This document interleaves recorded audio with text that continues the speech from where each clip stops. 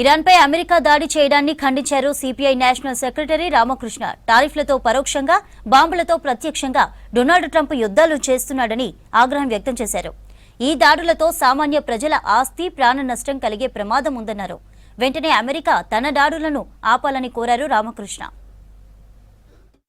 ఇవాళ ప్రపంచవ్యాప్తంగా ప్రజలందరూ కూడా బెంబేలెత్తే పరిస్థితులు వచ్చాయి. ప్రత్యేకించి గల్ఫ్ దేశాలన్నింటిలో కూడా ఇవాళ అందరూ కూడా ఆందోళన చెందుతూ ఉన్నారు. ఈ 3 రోజులుగా యుద్ధం జరుగుతూ ఉన్నా యుద్ధం ఆగే పరిస్థితులు ఏ రకంగా కూడా కనిపించడం లేదు.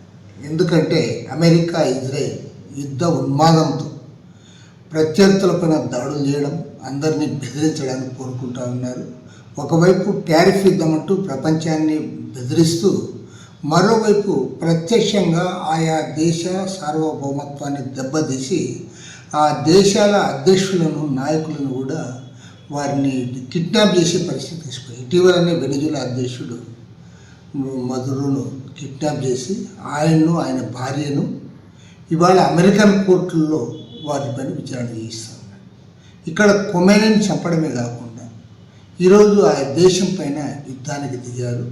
దీన్ని ప్రపంచవ్యాప్తంగా అందరూ కూడా తప్పుపడుతూ ఉన్నారు. చివరికి అమెరికాలో ఉన్న సెనేటర్స్ కూడా, వారందరూ కూడా స్పష్టంగా చెప్తా ఉన్నారు, యుద్ధాన్ని ప్రకటించే ముందుగా కాంగ్రెస్లో చర్చించలేదు, కాంగ్రెస్కు మాత్రమే అధికారం ఉంది, ట్రంప్ ఏకపక్షంగా ఈ యుద్ధాన్ని ప్రకటించాడని చెప్పి ఇవాళ అమెరికాలోనే నిరసనలు వ్యక్తమవుతూ ఉన్నాయి. కాబట్టి ఇవాళ ప్రపంచవ్యాప్తంగా ప్రజలు, వారు ఏ దేశానికి చెందిన వారైనా అందరూ కూడా శాంతిని కోరుకుంటూ ఉన్నారు. కాబట్టి యుద్ధానికి ఫుల్ స్టాప్ పెట్టాలి. అమెరికా తన యుద్ధోన్మాద చర్యలను ఉపసంహరించుకోవాలి. తక్షణమే వివిధ దేశాల సార్వభౌమత్వాలను గుర్తించే పద్ధతిలో ఉండాలి. దురదృష్టం ఏమంటే ఇవాళ అంతర్జాతీయ యునైటెడ్ నేషన్స్ వారి గురించి ఎంత తక్కువ మాట్లాడితే అంత మంచిది.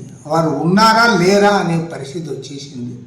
కాబట్టి ప్రపంచవ్యాప్తంగా అమెరికా, ఇజ్రాయెల్ యుద్ధోన్మాదానికి వ్యతిరేకంగా ప్రజలందరూ కూడా నిరసన గళం వినిపించాలి. అమెరికా తన యుద్ధోన్మాద చర్యలను ఆపాలి. అదేవిధంగా పాలస్తీనాలో